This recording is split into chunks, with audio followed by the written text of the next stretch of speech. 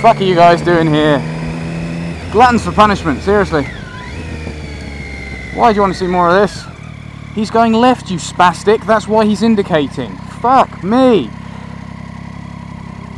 I'm a bit road ragey today, in case you hadn't realised, because it's Bank Holiday Monday and everyone's a spastic. Ugh. I didn't expect to be off today. We were meant to be working, but unfortunately, due to a hardware failure, there are going to be no new versions of the game today, so there's no point going in. So the whole of the testing department has the day off, which is sweet. Ah, balls.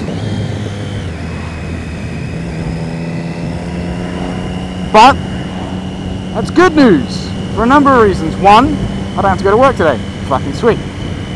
2, Badger and I get to play Diablo 3. Sweet.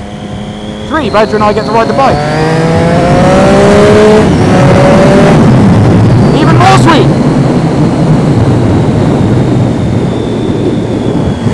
Which actually reminds me, I was going to do a Q&A for you guys with regard to working in the games industry, which I did a while ago. I got a bunch of questions from you guys and I answered in the comments, but there were a few questions that I got, specifically one from Mr. Orca GT that was actually, it was such a good question that it deserves a proper video response. So my video after this one will be a dedicated Q&A response video, because I know you guys give that much of a shit. Yeah, okay. What else? Yeah, well, actually, I figured this was probably quite a good opportunity just to talk to you guys about what being a games tester actually is. Because the amount of people, especially people that I know, friends, etc., etc., say to me, man, what are you complaining about? You get to play games for a living. You are so wrong, my friends. You are so wrong if you think that what we do is just playing games.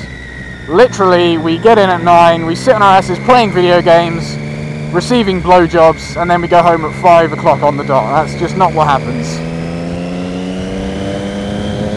Games testing is hard, involved work, because you're testing software, you're not playing it.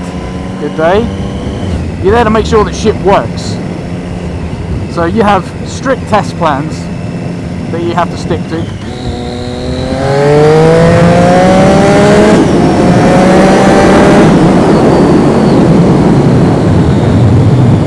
As I was saying, you have strict test plans that you need to stick to. So pretty much, let's just call it 100 steps. Steps 1 to 100. Follow them in order, exactly, to the letter, in this version of the game. Tomorrow, do the exact same. The day after that, do the exact same. The day after that, do the exact same. Just on a different version of the game, because you need to know if something broke overnight. It's very, very structured. Not often do you get to do exploratory testing, and exploratory testing is just playing the game.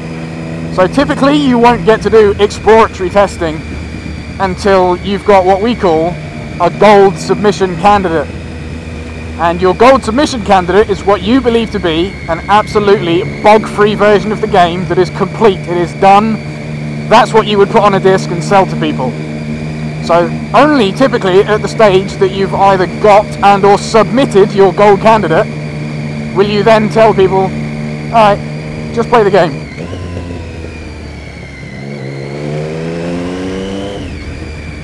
Because up until that point you've been following extremely structured test plans the whole way through to make sure that the code is in good shape from start to finish. So I'll run you through a sort of relatively standard schedule for me. So an average day, a fairly good day, okay? So get into work at about 7:30 in the morning, copy over the new builds from the network to my machine, because overnight all the changes that have gone in, art, code, blah blah blah, it all gets created. So get in at 7:30, copy the build over. While the build is copying, you cannot test, got to do something else, right? So normally that's when I'll go to the kitchen, make some toast, brew a pot of coffee, By the time I get back, it's normally done. There's a pavement there. Ugh, people. So when I get back, extract the build. That takes a while, generally, depending on the size. And then you do what's called a sanity test. Sanity test is the most basic testing. So, can you load into the first level? Are all the tutorials there? Can you play as this character? Can you play as that character? Can you drive this car or that car? Really basic stuff, and it's not a complete test. You won't test everything, just the most basic stuff. Can I get into most areas of the game? Yeah, cool. Fill out the sanity sheet, which will just be an Excel document with pass or fail on it, basically. Pass, pass, pass, pass, pass. Yes, this build is good enough for us to work on today. So email out that report to the entire project. So everyone who's working on the project, art team, code team, the rest of QA, management, production. Yep, this build's good enough, let's carry on. And if that's the case, who knows, maybe we'll do a little bit of regression testing. What regression testing is when everyone has a database where they track bugs within the game. You find a bug, enter it into the database, it then gets assigned to the test lead. The test lead decides who that bug needs to go to, whether it's an art team, code team, tech team, whatever, networking, sends it off to them.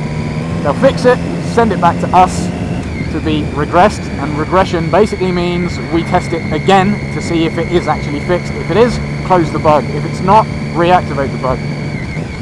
So we may do some regression testing where we just go through all the known issues currently and close and or reactivate ones as we see fit. If you want to be home on time, don't work in the games industry, because you will be doing overtime. It's just the nature of the beast. It just happens. Can't really avoid it. Do you get paid overtime in the games industry? 90% of the studios don't pay overtime. But for the most part, it's written into your contract that you will be expected to work a certain amount of, well, a reasonable amount of overtime without pay. If you do work overtime, what the games industry does as a whole, good day sir, is they will buy you food, they'll buy you dinner if you're staying past, like, I don't know, 8 PM or something. It differs in every studio, but they buy you food. I can honestly say I don't really see how I could work in any other industry now. The games industry is so cool. You get to see so much awesome stuff. You get to be a part of something brilliant. It's nothing quite like seeing your name roll past in the credits of a video game that you worked on that people enjoy. It's fucking awesome. Absolutely brilliant. And you get to meet some of the most awesome people. It's generally a pretty relaxed atmosphere. A lot of free speech in games dev. Man, the shit that I get away with saying at work, in emails, or just generally out loud, you would not be able to say anywhere else. You'd have HR breathing down your neck and you'd be fired immediately. So I wouldn't survive a day in a regular work environment. No way. I'd drop a C-bomb and I'd be out of a job in 5 minutes. That'll be that.